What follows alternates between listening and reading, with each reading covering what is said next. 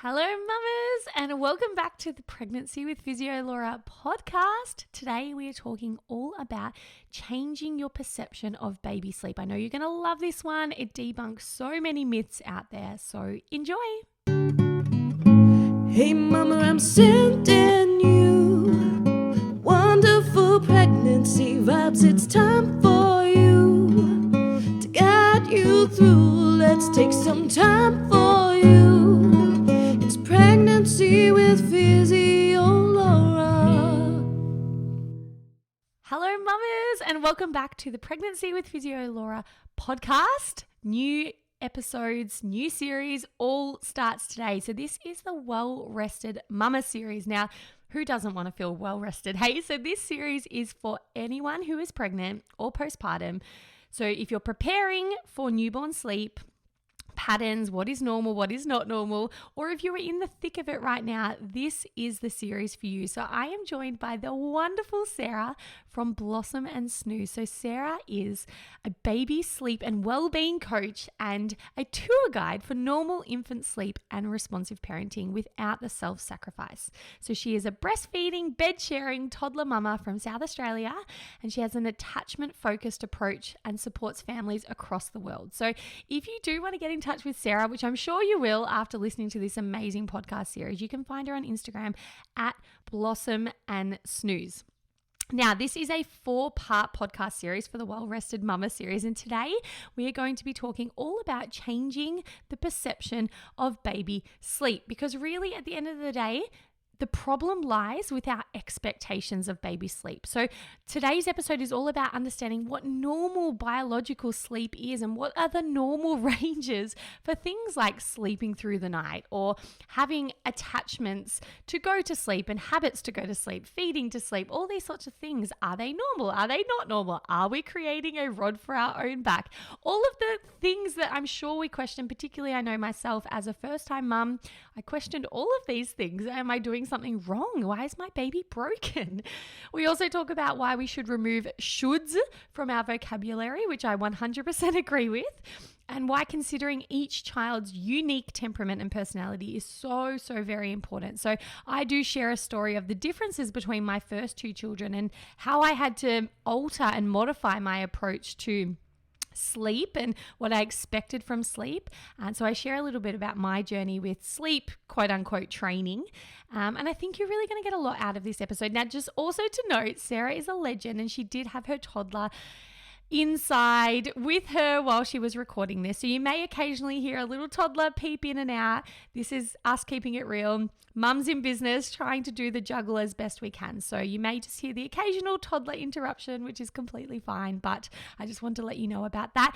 And Sarah has also kindly given all Pregnancy Posse members a bonus video. This is an in-depth deep dive video. It goes for 25 minutes. It's available for all members, and it will essentially deep dive on all the things we're going to talk about in this series, but specifically around safe sleep and bed sharing and all the information that Sarah wishes she knew when she was pregnant the first time so that she felt confident to implement these strategies after birth. So it's a real deep dive on all of the things we're going to chat about in this podcast. So it just takes you to the next level if you're feeling like you want extra support. So if you're a Pregnancy Posse member, you can go check that out. If you're not a Pregnancy Posse member and you want to watch this whole series all at once and access the bonus video, just go to thepregnancyposse.com. You can trial the program for 7 days. I know you're going to love it. We've got weekly workouts. We've got an amazing resources library to help you prepare for labor, manage any sort of pelvic pain or back pain. You have me on hand. I always say to women, because I get so many questions in my inboxes about how to help people, but if you truly want help from me, the best place to access me and my answers and all the things is inside the Pregnancy Posse. So if that feels right for you and you want to go check that out, thepregnancyposse.com is where I live, is where this podcast lives, and is where all the bonus material lives as well. So I know you're going to love this series. We do have 3 more episodes coming up as well, which are really going to cover some great topics. One of them will be co-sleeping because that was highly requested. We're also going to go through some top 5 tips for baby sleep. and looking after mum so that you can look after babe, which I think is such an important part of this whole piece. It's not just about how can we improve your baby sleep, it's about how can we look after the mother as well. So super, super important. So I'm going to stop talking. I'm going to let you get straight into this episode. Enjoy, ladies. Hello, Sarah, and welcome to the podcast. Thank you so much for joining me. This topic is going to be so important for so many women out there, particularly pregnant mamas, to just get ahead of understanding baby sleep before you even have a baby. So thank you so much for joining me. Yeah, thank you so much for having me, Laura. I'm so excited to be here and I love talking about all of this stuff. And yeah, ideally, if mums can get their heads around it a little bit even before their baby is here, then that is awesome. It's just going to really help, just help reduce the stress levels around sleep, because honestly, that's part of what plays into it, is that we're just stressed about it because we don't really know. So I'm really excited to have this conversation today. I was just talking to my husband this morning. I've got 3 kids now, and I was just saying to him, my perception of sleep for my third baby is drastically, and I wasn't even stressed, to be honest, with my first, but just drastically different from my first, because I have confidence now. And I think I've had 2 children that I don't believe I've ruined. So I have this confidence now with the third that like they're going to be okay. And, you know, I've worked through all the myths about sleep and the cultural and societal expectations. I've worked through all of that to get to this point. And so I always joke in my podcast that like everyone should have a second or third baby because it really helps your parenting confidence. Yeah. Like it would be so great to get this information out there to the first time mamas, because it means you might not have to have the second or third kid to work through all of this. You'll get the information straight up and then not have to worry about it. So let's start with sleep. It's a hot topic. It's a real pain point, I think, for a lot of parents. Let's talk about like the general, Western cultural, societal expectations around sleep and maybe why they don't serve us as mothers. Yeah, absolutely.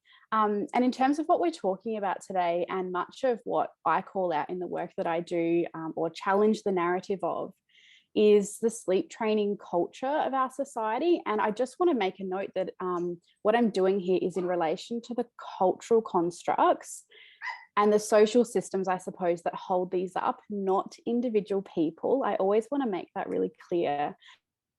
So, I hold no judgment for parents, no matter what decision they make, whether it's sleep training or not, or anything in between, because like you said, it's such a hot topic. There's so many different options.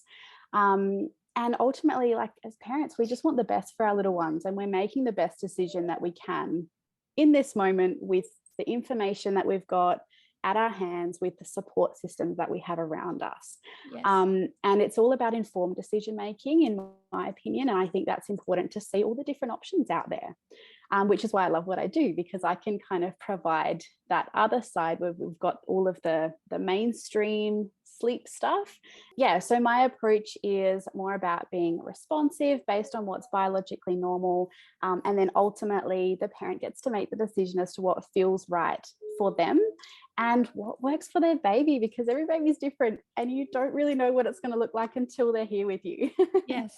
And that's exactly why I wanted you on the podcast, because yes, baby sleep is a super spicy topic, and there's like a whole spectrum of ways to do it, I guess. But the ethos of this whole podcast and how I go about life and delivering content is also exactly mirrored to what you say. So you do you here's some information, take what you want from it, what feels right for you, but we just want to educate on a whole range of different topics so that you understand different sides of the coin and you can take what feels really good for you. And this is not like a one size fits all approach. This is, here's some information and we think it would be really helpful for you, particularly given that, I would probably say we're a little bit backwards with understanding baby sleep in Western society.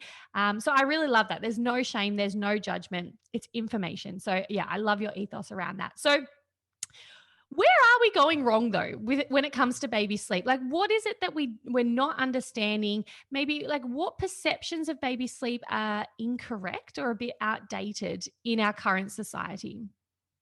Yeah, so I think the main expectations that we have in our minds from social norms and, the pressures that we get are around things like self-settling or self-soothing, sleeping through the night from a young age, falling asleep independently and then sleeping independently. And often the first impressions that we get of baby sleep are what we see on the TV or in movies or through the media, and even just images that are used in marketing, for example, for baby products. For me, I had absolutely zero experience with babies before I had one. And I didn't know what was normal. And I think that's a really common experience. I guess the way that we see it play out in social narratives that perpetuate these expectations can just be simple conversations or questions that we're asked, because this stuff is so deeply ingrained in people. So things like, is he a good baby, is often a way of someone asking, does he sleep well and does he not cry too much? So that tells us something within our brain, that's sort of, oh, someone's thinking about me in this light and what that might reflect on me as a mother. And then we have the confusion that comes from the broader structures and figures of authority when we get, messages around the shoulds, what I term the shoulds, if you should do this or you shouldn't do that. And it's so confusing. There's so much noise out there. And a lot of it is based on opinion rather than an evidence-based or information-based approach. And obviously everything plays its part, and experiences are important, but it's also important to know what is actually normal. And that's not sort of what we're taught. And I think that's why it's important to have differing conversations with different people, and knowing that norm when it comes to children and especially sleep is such a huge range. So one baby might sleep through the night at 3 or 4 months, and another child might not sleep through the night until they're 3 or 4. They're both completely normal, and everything in between is normal, but we kind of have these pedestals that we're taught, that sleeping through the night is like this big tick as a parent, that when your child does that, you get celebrated. And it's one of those really big shoulds. You should, they should sleep through the night. You should teach them how to self-settle so that they can do that. And it's just not having that understanding that it's normal for babies to wake, even toddlers to wake. And I guess, just understanding that can make a big difference, and expecting it can make a difference. If I had known these things about what is normal when it comes to baby sleep and feeding and what it might look like day to day, I would have definitely prepared for my postpartum very differently. I would have gone into it with a different mindset. I would have been much less stressed. I wouldn't have lost more sleep than I needed to. And I think we'll get into that a little bit later in terms of talking about maternal sleep and self-care and things like that. But, if you can get your head around this a little bit in the early days or before your baby's here, it can just make such a big difference to your experience overall. Yes, 100%. And I'm just reflecting on my first postpartum experience. And I said to you before we recorded that I was pretty chilled and not really that stressed, but my expectations of sleep were very different to now with my third baby.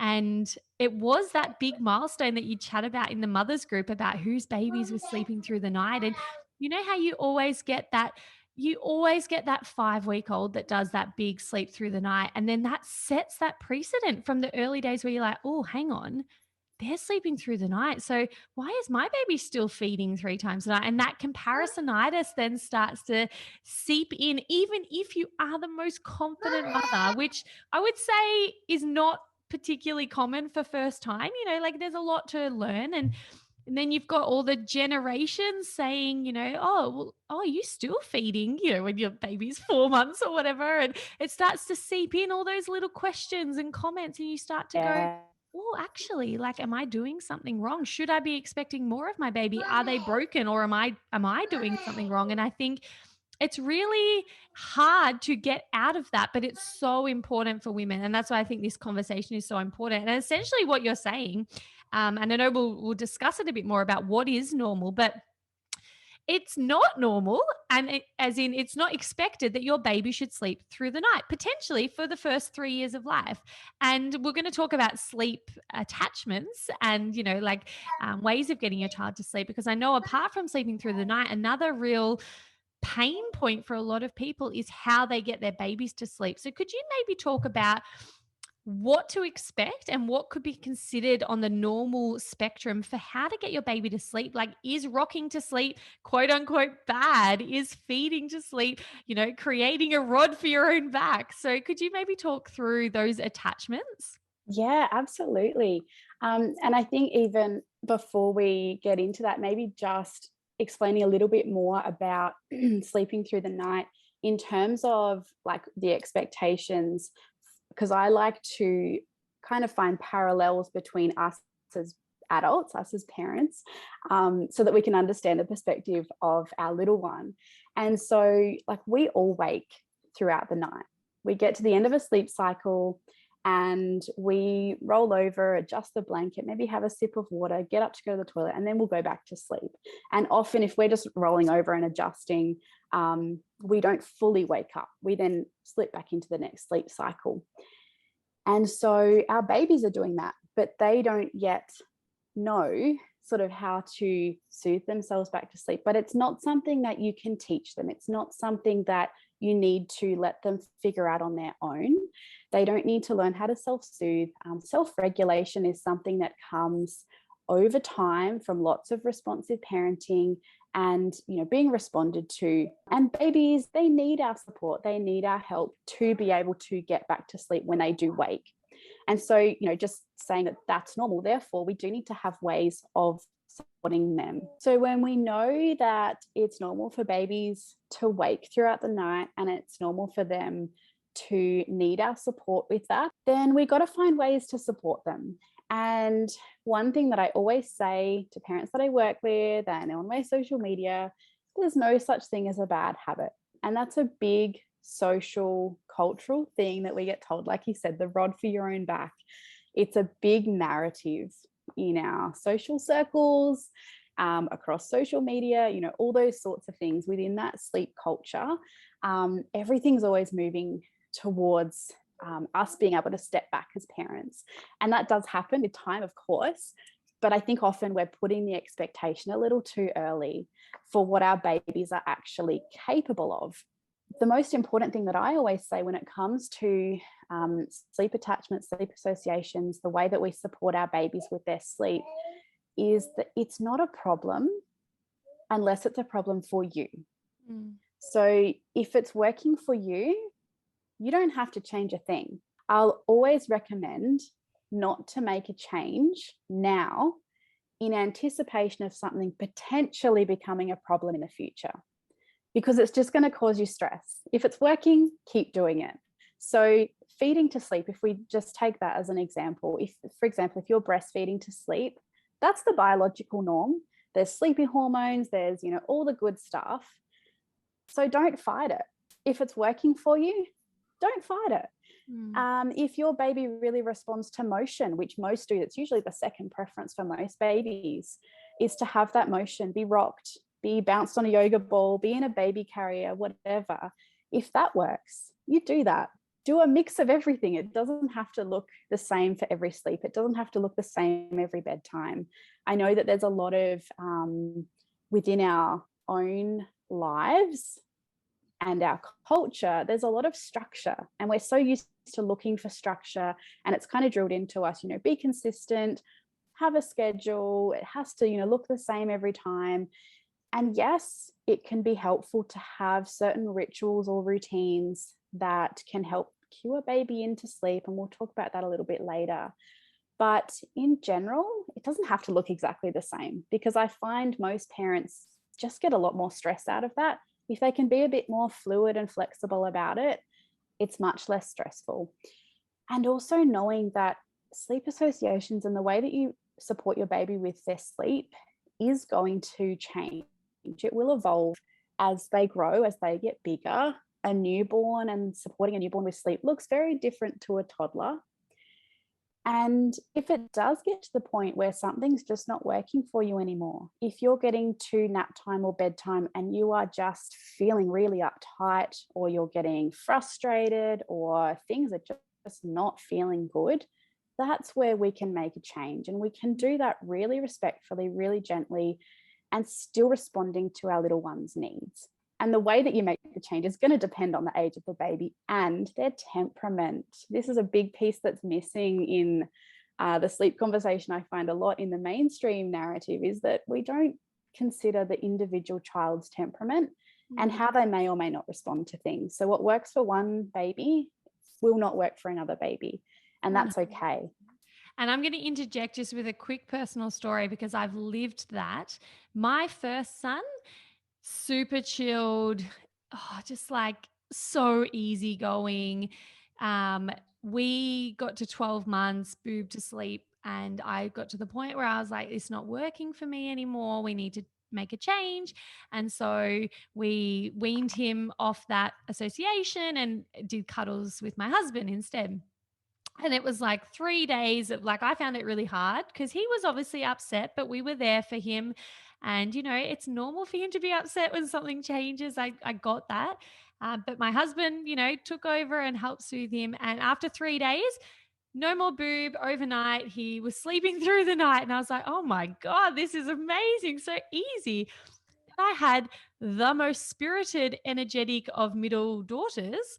And we got to about 9 months. And I remember starting to feel like really touched out and really tired. And she was doing a lot of wakes for the breast during the night. And so I thought, great, we'll do what we did with my son. We'll get my husband to cuddle her and done. 3 days' time, we're all going to be getting more sleep.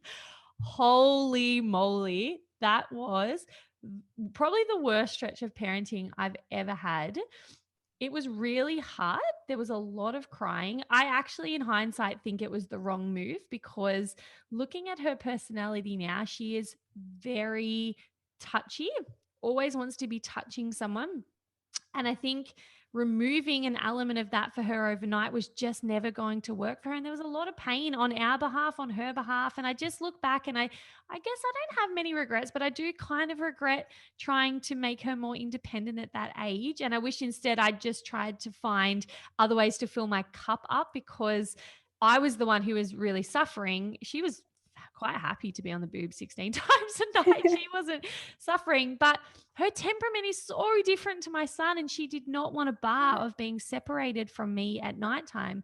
So in hindsight, I wish that I had probably trusted that she was a different child and I just needed to find other ways to fill my cup up so I didn't feel so exhausted because it didn't work. It actually didn't work. Like no matter how much we tried, it just made my marriage really like sticky because we'd get so tired and angry at each other and it's your turn. And, like it was just a really tough period of time.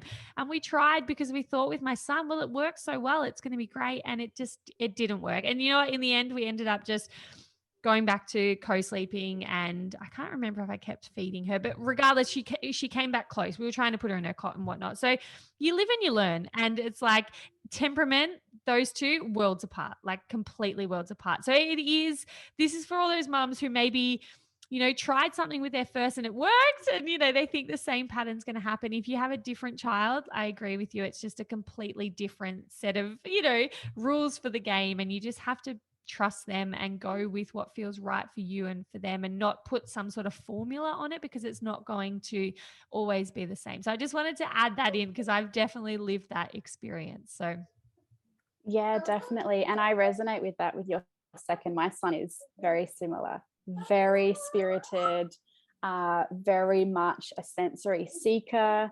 2.5, we're still feeding to sleep, still co-sleeping, because for his temperament, that's what he needs. He's not ready for the separation. He's not ready to let go of breastfeeding, but it has meant, and this is part of the responsive parenting being not just for the baby, but for mum as well. I was super touched out and I was getting like sleep rage overnight. And I was like, thinking I need to night wean him, but I knew that it's not the right move for him. And so we put in boundaries for feeding during the day. And that's made a world of difference. So it's often just thinking, okay, well, this is the problem. But if we take a zoom out, we look at the individual needs of each family member, mom, baby, dad, other siblings. How can we zoom out, pick apart those pieces, look at the puzzle and make adjustments to the overall, like the 24 hours, not just nighttime, the whole environment, the energy of everyone and everything. And then how can we make adjustments so that it's, balancing back down and working out. And it's okay to make changes. It's okay to try something and it doesn't work. It's okay if you have one sibling who is completely different to the other one and something that you've tried for one doesn't work for the other. You're not doing anything wrong. You're not broken. Your kids aren't broken. It's just that everyone's different. And I think that's a piece that's missing within, I guess, that sleep training culture that is more of the one size fits all, follow this step-by-step process and they'll be sleeping through for within 5 to 7 nights. That to me is like, it might work for some babies, probably the super easygoing babies who are going to be like, yep, cool, whatever, I'll roll with that. But for ones like your second and my son, that just would not work. It would not work for them. It wouldn't happen. And I like that when you mentioned the adult sleep before and how we wake up all the time. Like no two adults are alike with their sleep patterns either. Like I think about, let's talk about pre-kids, because let's be honest, like I don't really get to sleep how I want to sleep with children, but pre-kids, I would put my head on the pillow. I would be asleep in 5 minutes. I didn't need any special wind down routine. Like I could probably have a coffee and pretty much go to bed and I'd be fine. And then I would pretty much sleep solidly until my alarm went off for work in the morning. Like that's just how I sleep. Doesn't matter how stressed I am, how many big life events are happening.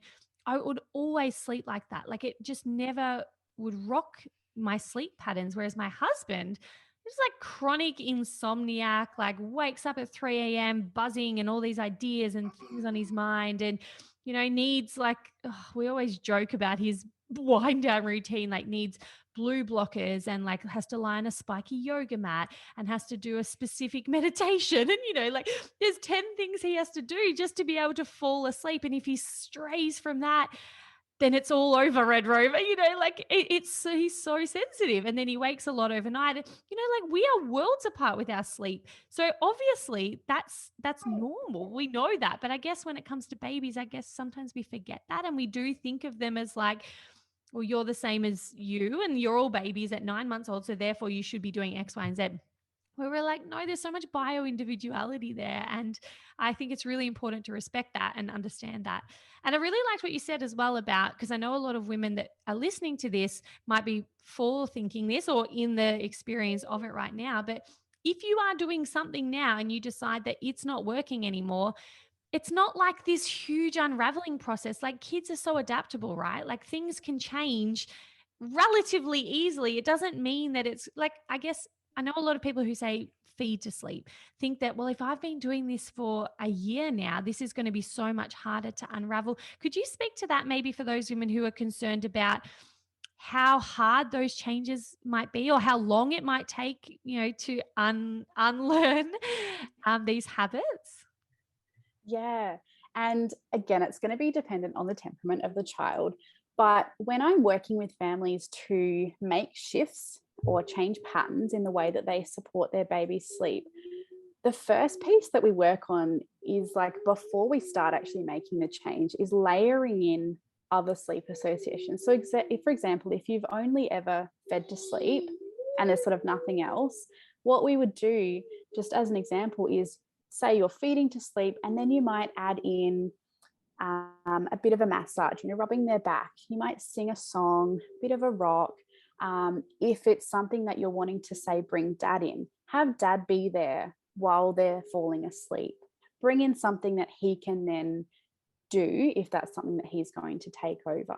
And so we're kind of layering in other associations or other ways that they're going to feel supported before we remove the one that we want to take away. And especially when it's something as big as feeding to sleep, because it is a big deal for a little one, especially if they are more spirited and it's something that they need because it is so good at regulating their nervous system. And again, with a holistic approach and looking at the whole 24-hour period or your whole week or whatever, if we're removing something like feeding to sleep, the sucking motion, for example, that's very calming to the nervous system. So where else throughout the day can we add in that sucking motion for the nervous system? And it might be drinking a smoothie with a straw. So it's something completely unrelated to sleep, but you're adding that piece in, that regulation piece, before we're even getting to removing it at bedtime, for example. And same with, say, you're removing rocking to sleep or bouncing to sleep. If they're needing that sensory input, where in the other parts of the day can we add in that sensory input? So for my son, we didn't want to bounce him because he was getting heavier and heavier.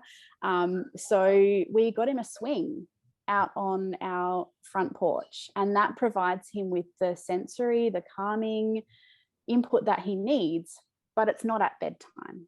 Yes, because I guess what you're saying there is when they go to sleep, they need to have a regulated nervous system, and it's not necessarily what you're doing right then and there, but it's just like overall the accumulation of the day. If they're feeling wound up and tight and a bit stressed, they're going to need more of that at nighttime. Whereas, again, correct me if I'm wrong, but what you're saying is if they can have that regulation during the day, then they'll be a little bit like more soothed at nighttime already. Is that what you're saying? Yeah, exactly right. And it's really tuning into each baby's needs, because some babies are sensory seekers, some babies are sensory avoiders. And Mm, so, some will respond more to, for example, the dark room. They need that to be able to shut off. Whereas others, it doesn't bother them. mm, So, because that's something that I often get asked as well, is do I need to have them napping and sleeping in a pitch black room? If mm. they sleep when it's light, it doesn't matter. If you're finding that they're waking a lot or that they're not going to sleep because it's light, give it a go, Yeah. make it darker. And if that helps, then, because that's another sort of sleep association, whether it's white noise or things like that. But yeah, exactly. We're just looking at the big picture. Mm, That's what I like to do. I look at the big picture. I look at all of the pieces of the puzzle. Then we put them together. We see if they mesh, and it's going to change. And it's okay for it to change. mm, And it's okay if you are making a change and you find that your baby's getting quite upset about it and it doesn't feel right. If it feels like it's something that you're not able to stay regulated yourself to support them through, take a step back, go back to what works, rejig things.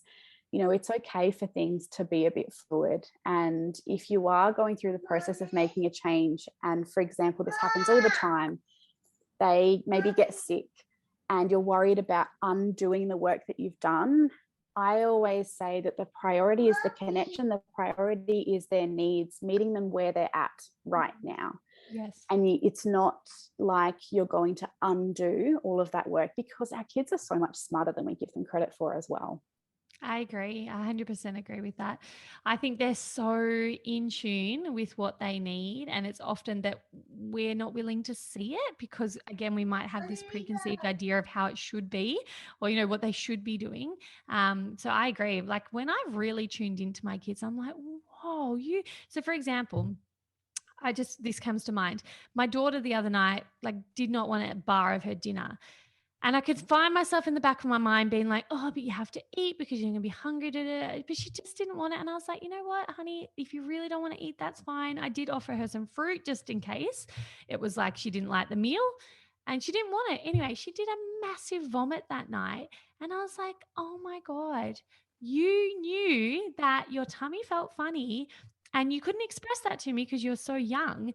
And I was just like, I'm so glad I listened to you, because imagine if I'd like lost that connection with her by forcing her to do something that she didn't want to do when she really felt so awful and sick. And it was just such an important reminder to me to be like, they know, they might not be able to tell us like we want them, but they are so like tuned in. And just before we move on, I also wanted to mention that when you were saying how different kids like different routines and dark versus lighter, my two children, my older two, they like I've got my son who his wind down routine at nighttime loves to like read a book, tell pretend stories, like really calm, soothing.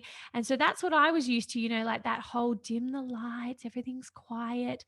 My daughter, what she actually needs to go to sleep is the complete opposite of what most people will tell you is a good wind down routine. She needs to wrestle. She needs to do somersaults. She needs to running races around the house, like all sorts of things that most people would look at and go, oh my God, you're hyping her up before she goes to bed. Like that's not good.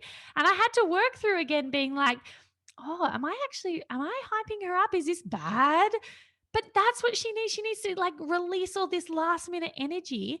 And you look at her and you're like, oh, far out. She's doing gymnastics and she's going to fall asleep, but she will fall asleep in 5 seconds flat if I let her do all of those energetic motions and get all of that, out of her system. So completely different kids. And it was really nice for me. I remember someone telling me that like roughhousing and, like that sort of energetic play can be really good for kids before bed. And that gave me that permission piece to be like, oh, okay, I'm not doing anything bad. It's just that they need totally different things before bed. So that's just another little piece that kids are different. They're going to need different things. Some kids will really need that calming wind down, whereas other kids may not. They might need the total opposite. So whatever your child is trying to tell you they need, listen, because they know. They 100% know. Hello, mamas. I really, really, really hope that you love that episode. I think there is so many things that we need to rewrite the story on when it comes to motherhood in general and probably pregnancy and birth as well. But baby sleep, I think there's so many inappropriate and outdated beliefs when it comes to sleep, and maybe they've been passed down from family members, friends, societal pressures, Instagram, whatever it is. But I think that there's a lot of misconceptions and incorrect beliefs when it comes to what is actually normal for babies. So I think this should be really reassuring to a lot of women listening to this who maybe, like myself, used to think, oh, what's wrong with my child if they're not sleeping through the night? Or what's wrong with my child if they need me more than other kids seem to need their parents during the night? Are they broken? Am I doing something wrong? The answer is no. There's just such a wide variety of normal. And I think the biggest takeaway for me anyway from all of this discussion is don't compare yourself to everyone else, and make sure that you look after you so that you can be the best version, most fulfilled version of a mother for your babe, because the self-sacrifice is not necessary.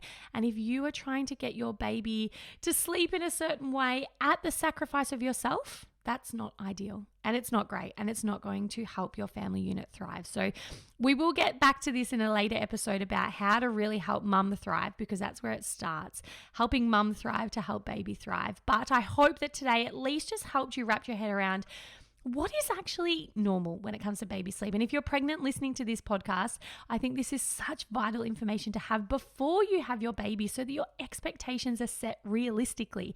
Because I think often we get disappointed because our expectations don't match our reality. So I know myself, if I've always expected more from my children in terms of sleeping, I'm chronically disappointed. Whereas if I expect them to wake up in the night, expect them to have short cat naps, then I'm so not disappointed because I've matched my reality to my expectations. So I really hope you love this episode. If you did, please jump over to my socials at Physio Laura and let me know what your biggest takeaway was. I so love hearing that you actually listen to the podcast. Sometimes it feels a bit surreal because I don't get that in time, real-time feedback. So I really love knowing that you listen to it, and B, that you enjoyed it and maybe what you want to hear more about. And if you want to check out Sarah, if you need more support and you want to get some more guidance, she has a wonderful Instagram page. Go and check her out at Blossom and Snooze. And remember, she has given all Pregnancy Posse members that epic bonus video, which is a deep dive on everything we talk about today. We talk about bed sharing, we talk about safe sleep environments, and how you can implement what the guidelines say into your realistic mothering and parenting environment. So definitely go check that out, Pregnancy Posse members. And if you're not a member and you want to go check out this whole series rather than waiting for the next 3 episodes to be released, which are on co-sleeping, looking after mum and babe, and top 5 tips for baby sleep, you can go find that inside the Pregnancy Posse along with the bonus video. And plus we have all our weekly workouts, our entire resources library, the weekly Q&As with me. There is so much epic community support in there. So please, if that feels good for you, go and check it out, thepreglancyposse.com, and I will catch you inside the membership. But until then, mamas, we've got episode 2 coming up next week. That will be all about co-sleeping. I know so many of you want to hear about this because it is something that is still not really talked about much these days. So make sure you subscribe to the Pregnancy with Physio Laura podcast so that you don't miss that episode dropping next week.